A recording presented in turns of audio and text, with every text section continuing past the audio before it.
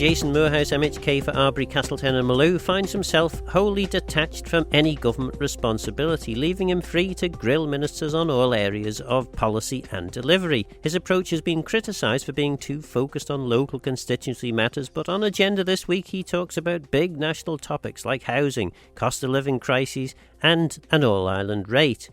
I began by asking Jason Moorhouse about his Tynwald motion concerning an all-island leisure rate. Quite a busy Tynwald order paper in relation to what government has got down, but there's only you and I think Mr Speaker that seem to have any items that are non-governmental items.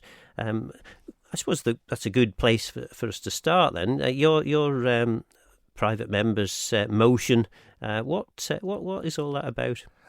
We had a debate about rates and local authorities at the end of the summer, well, before the summer holiday, and it became quite clear that there was a desire to do something in that area. But I think actually to go straight for radical reform is possibly too much. And at the same time, in Castletown, there's been a movement towards this looking at the leisure rate and looking at what could be done with that. And I thought it would perhaps be an opportune moment to basically see if there's any appetite in Tynwald to actually look at the rating system and just focus on one element of it, and in this case, look at a potential leisure rate. Many people across the island are contributing to something quite similar. You've got a lot of people who don't contribute to this, so I thought it would be kind of one of those opportune moments to actually look at it, the rating system from the outside, and look at what could be a useful indication of what could happen. Because, of course, we already do have an all-island rate when it comes to water and sewerage, so effectively what you would be looking at would be an extension of a principle that already exists in relation to leisure. But why specifically have you picked leisure?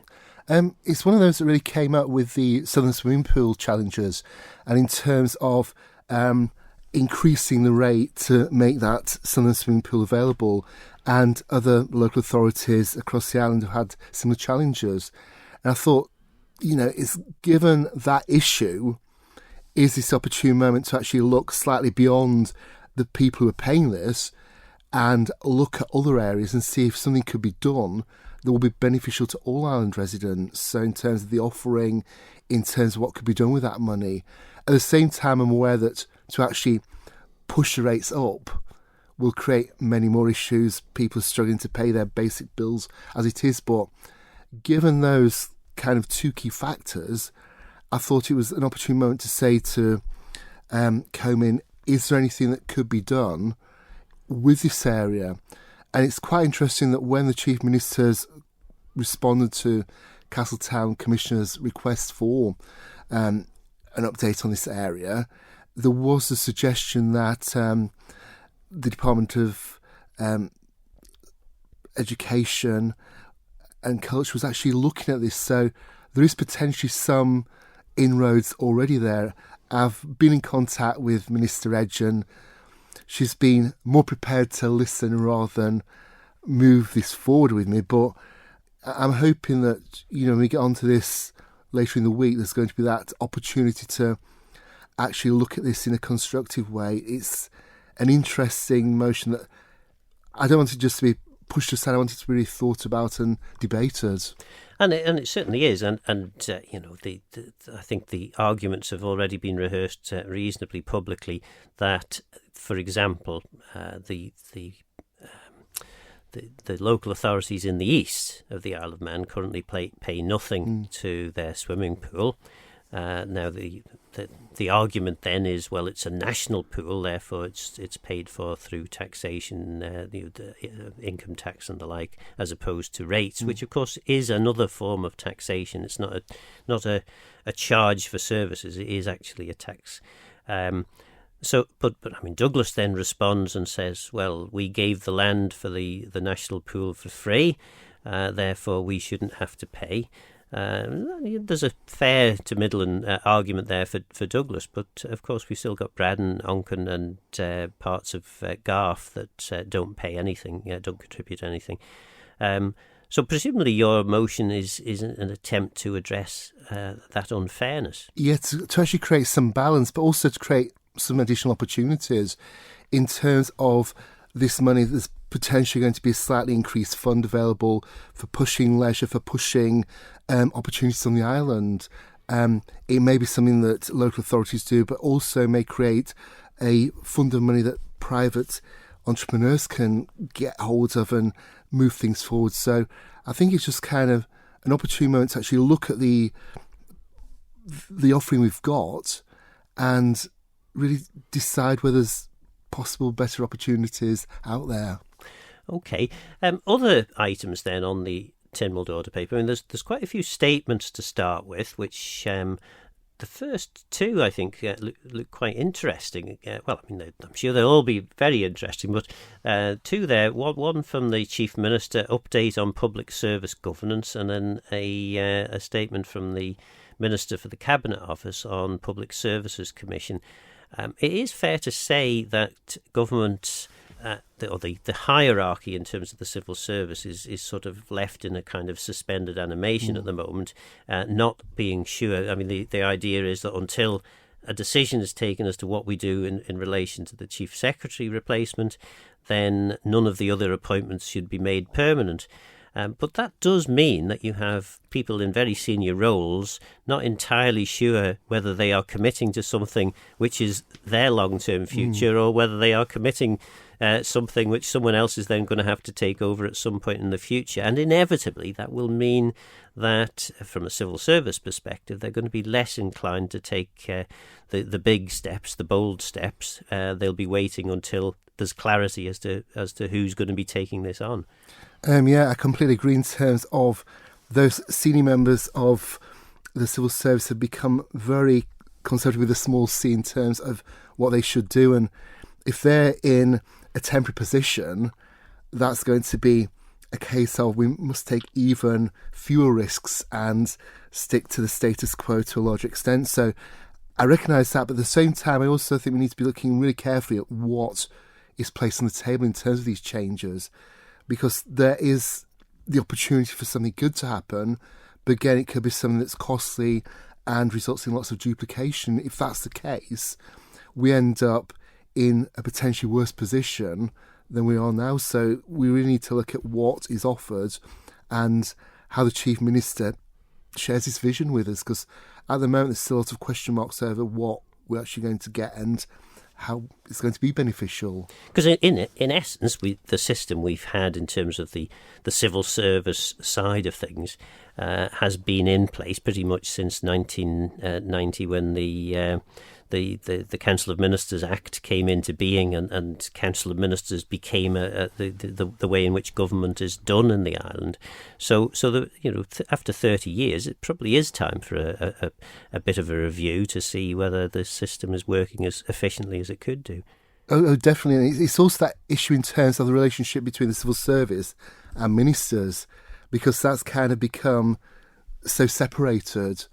And having been both in infrastructure and health, I've been able to see the ways in which it's perhaps not being aligned for the public good like you'd expect. And you've got a group of civil servants who are absolutely fantastic, trying to push things forward, and another group of civil servants who are in very key positions who aren't wanting to rock the boat and aren't wanting to bring too radical changes in case it's a higher risk and it impacts on them. So I think, yeah, it is an opportune moment to actually look at the offering we've got in place now and actually try and tighten it up. And again, it's something that links back to the ransom case, and in terms of there were issues there in terms of how the Minister and the CEO related, and I think that's going to be a key factor in shifting things forward. You're listening to Jason Moorhouse MHK, member for Arbory, Castletown and Malew. And the other, interesting item is that the new health minister is coming to Tynwald looking for £18.3 million for the health service. Rob Collister's certainly starting off in a quite extravagant way, one might suggest. That's it. In a way, you think, yeah, thank goodness there's a new minister, so he's got another honeymoon period. On paper, this looks good.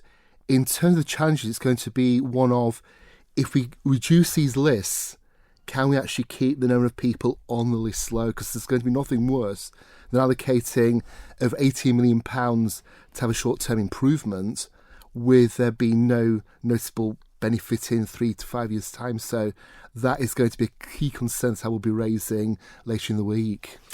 And I suppose the other question, bearing in mind, prior to that, there'll be a statement from the Treasury Minister. I mean, you had your emergency Tynwald in September, where huge sums of government money were committed to try and help people through the cost of living crisis.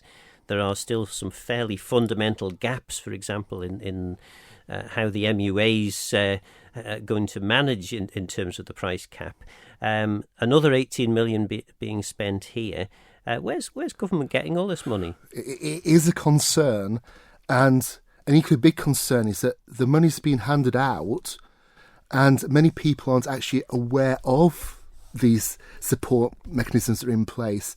In June, for example, there were thousands of island residents who got the £150, and many of them thought it was a increase in their pensions going forward rather than just a one-off payment.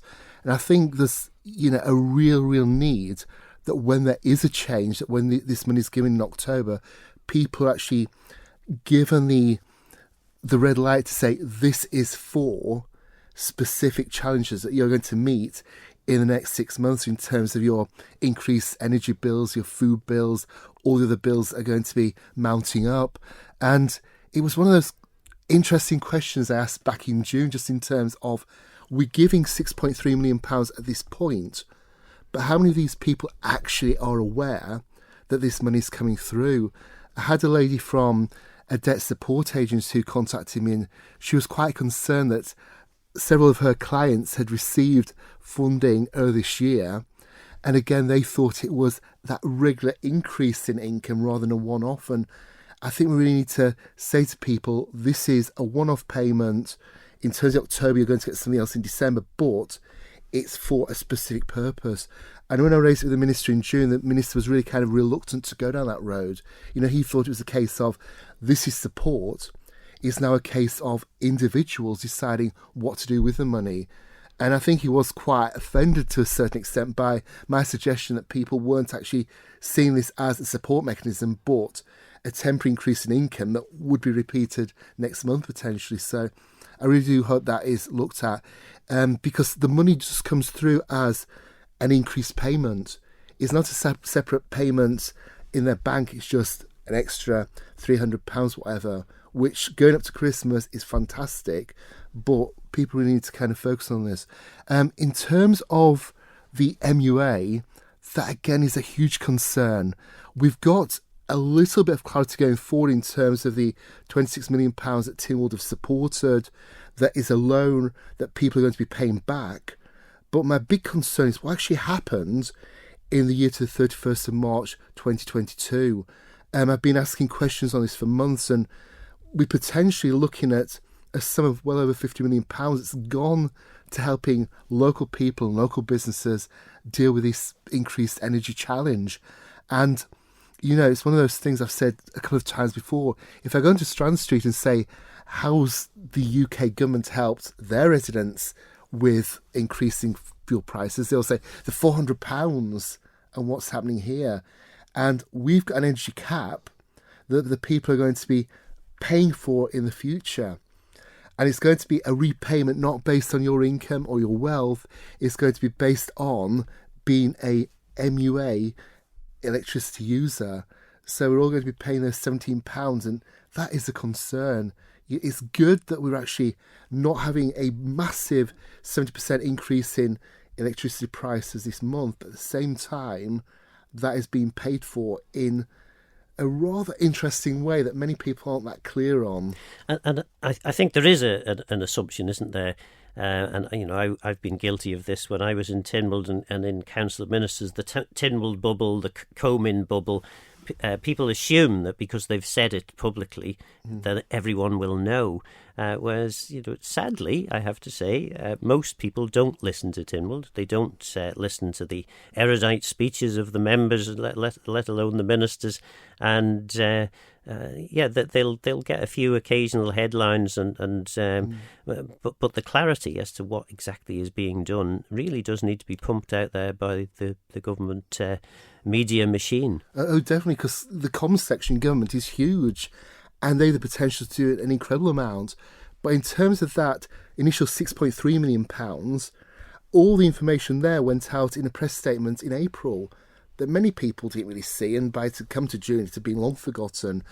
And I worry that this £5 million plus package that's been released over the coming weeks, again, is going to be put forward in the form of a press release that came out 10 days ago and people have already forgotten. You know, these are big amounts of money, and what many people are saying is, why can't we have a COVID-style press conference where actually the Chief Minister and the Treasury Minister, they're on camera, explaining what's being done, how they're helping people, and how they're trying to make a difference. You're pretty good these days to ask a question or two. Any particular highlights on your questions for the Tynwald Order paper this Tynwald? Yeah, I think it's become an increasing area of interest from the questioning, and it's one of those things that you can do a lot with emails, but you've always got the problem with emails that you can't really make people aware of it. You know, there's been a lot of correspondence between myself and Minister Edge about the new school in Castle Rushen, and a lot of that is kind of, this can't go onto social media, and at the same time you're thinking, well, how to get this out, and the best way to get things into the public arena is through questioning. And one of my key questions for next week is actually looking at the maximum income that's going to prevent people from getting social housing on Ireland. And at the moment it's about £33,000, which looks a good sum. But if you take a step back and you're looking at a couple and you're looking at the living wage, you're actually pushing through that level. You're thinking, what's going on here? Every week I'm getting correspondence from constituents who are saying, we can pay £1,100 for a rent with 2 children, but we can't go beyond that. And at the same time, there's nothing actually available. And I'm responding and saying, I'll forward this to the Chief Minister and await a response, but the responses don't come. I'm going to get many responses very soon, hopefully. But it's hopefully going to actually get them to actually look at this amount of money and get them to actually respond appropriately, because we have got a major issue in the housing market, and this is just one of them. So hopefully the Infrastructure Minister will come back and say, we've looked at this and we're going to actually do something about it. Of course, the other big item, several items, I think there's 5 or 6 of them altogether, are in relation to climate change. I wasn't entirely sure why they needed to be in the order that they are, and maybe 1 or 2 items might have dealt with it. But you've got the climate change plan, you've got the roadmap, interim targets, the report on the Phase 1 action plan report, banning single-use plastics. Quite a lot in there that's going to quite dramatically impact on people's lives in the future, most likely for the positive. Yeah, I think initially there's going to be issues, and I think it's going to lead to a better debate by splitting things up, because if you end up with the whole package in front of you in one item, the separate strands can get lost, and when Mrs. Kane is coming back and responding to this, it's more challenging for her, whereas if we actually have a clear clarity in terms of each area, it will hopefully enable things to go forward in a more constructive manner and enable us to kind of drill down more effectively and get clearer answers. So I do recognise it's an interesting one, and it's actually extending the Tynwald paper out, but it's something that needs to be considered, and we need to actually look at the full implications of everything now more than ever. Absolutely, and it could be argued, and indeed I've probably argued it myself, that a lot of the problems that we have in relation to cost of living crises at the moment, if we had a more sustainable way of living, we'd be less susceptible to these alterations, price hikes in gas and things like this that are happening, hundreds if not thousands of miles away from our shores. Oh, definitely. I think it's going kind of beyond just being green. I think it's going back to being sensible, and I think one thing that this energy crisis is doing is getting people to actually look at what they need. looking at which parts of the house are going to heat most effectively, looking at insulation, looking at more appropriate ways to live. And I think we're going to have the greatest step forward in terms of a move towards being more green in the next 6 months than we could have envisaged. And that's going to be because people are responding to other issues. And I think it's quite an interesting time. And I think just going back to that cost of living issue, I think the statement that the Treasury Minister puts out next week is going to be really quite exciting. I think the initial statement we've had was limited in terms of solving ongoing issues. There was the issue at the MUA, there was a big price increase coming through, they need to sort that out. There was the Green Living grant that wasn't quite working, they need to give that an improvement, and fortunately the Minister's seen it needs more than what was on offer, and that's been looked at. But also the bus vanning and the £2 bus fare, that's could be good. But I've said several times, in terms of the people of Arbory, Castletown and Malew, when that starts on the 1st of November, I need that reassurance that if people are at the bus stop, they get to work. And the bus aren't filled by people from Russia who are going, this is fantastic, I can now get to work for £20 a week. Finally, then, we're coming towards the end of the programme. Obviously not on this month's order paper, but on next month's order paper will be the economic strategy. There's so much in there, and yet the detail is quite light still. So, for example, in relation to the 15,000 people that the government wants to see on the island, there's no real clarity as to how the division between brownfield and sort of greenfield sites is going to be in relation to these new housing. Government ministers bristle when I ask them the question about the greenfield, and I'm very quickly deflected onto, it's all the brownfield, there's loads of opportunities on the brownfield sites, but we've had these opportunities for at least 20 years in many cases. Very little seems to have happened yet. Yeah, the housing situation does worry me tremendously. We've got many young couples who are struggling to get a house. They've come across to do key jobs. They've returned home to do key jobs. We've got young people who are struggling to get first-time buyer housing because even though the system's been improved, it's not actually recognising them as being in need of housing support. And we've actually got an increasing number of young people and also older people who are saying, is it time we actually looked at going across the UK? And that really does concern me, that we've got this vision of 15,000 people coming. At the same time, we've got more and more people who are looking to go across. And there's some massive issue going on here. When we had the first debate on this, raised issue in terms of, can we sort housing out? Can we sort the schools out? Can we sort the roads out? If those things are done, local people send out that message that this is a place to be. If we're promoting this as a place to be and local people are leaving, it's not going to work. Well, I've enjoyed that chat, and it's great to see that you have passion, and you're obviously still excited by politics after 6 years. So anything that you're hoping to have delivered over the course of the next 12 months? I think it's just kind of getting the maximum out of the opportunities I've got. Look at what the ministers are saying, challenging them if it's wrong, but also saying, this is good where it is good, because that's the wonderful thing about my current position. I can challenge, but I can also support, and I can also help things move forward. So, I'm in a good place, and hopefully I can make a difference. That was Jason Moorhouse MHK. Are you convinced about an all-island leisure rate, and could this be seen as a first step in the direction of an all-island rate for all services?